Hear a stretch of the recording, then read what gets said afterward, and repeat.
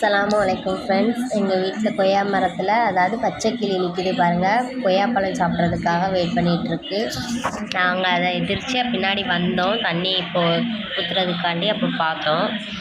சரி உங்கள்கிட்டையும் share பண்ணலாமேன்ட்டு video எடுத்து காட்டுறேன். அது சாப்பிட போகிற பழத்தை அதை பார்த்துக்கிட்டே இருக்குது. அதுவா இல்லைன்னு எங்களுக்கு கன்ஃபார்மாக தெரில. உங்களுக்கு காட்டுறேன் பாருங்கள். நல்லா மஞ்சள்னு பழுத்து போய் கிடக்குது. அந்த பழத்தை தான் சாப்பிட்றதுக்காண்டி வெயிட் பண்ணுது. இது எங்கள் வீட்டில் சின்ன கார்டன் ஏரியா. இது செம்பருத்தி பூச்செடி. நாங்கள் வெட்டி விட்டுட்டோம், நிறைய பூத்துச்சு, நாங்கள் வெட்டி விட்ருக்கோம்.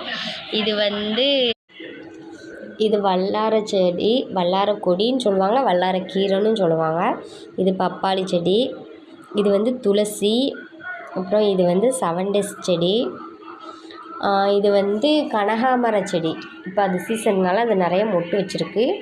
அது பக்கத்தில் மல்லிகைப்பூ செடி சின்னதாக நிற்கிது. அதை நாங்கள் வச்சு ரொம்ப நாள் ஆகுது, ஆனால் பூ பூக்கவே இல்லை. இது பிச்சி பூச்செடி.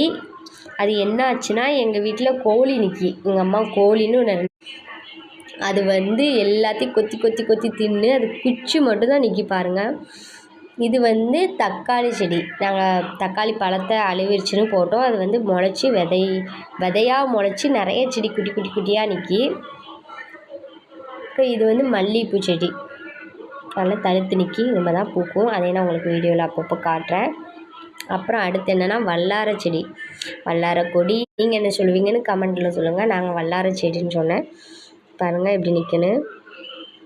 இது என் ஹஸ்பண்ட் வெளிநாட்டுக்கு போகிறதுக்கு முன்னாடி வச்சுட்டு போனது. அவர் ஞாபகார்த்தமாக அந்த செடியை நான் தான் பார்த்துட்ருக்கேன். இது என் பையன் எப்படி பூ பறிச்சிட்ருக்கான் பாருங்களேன்.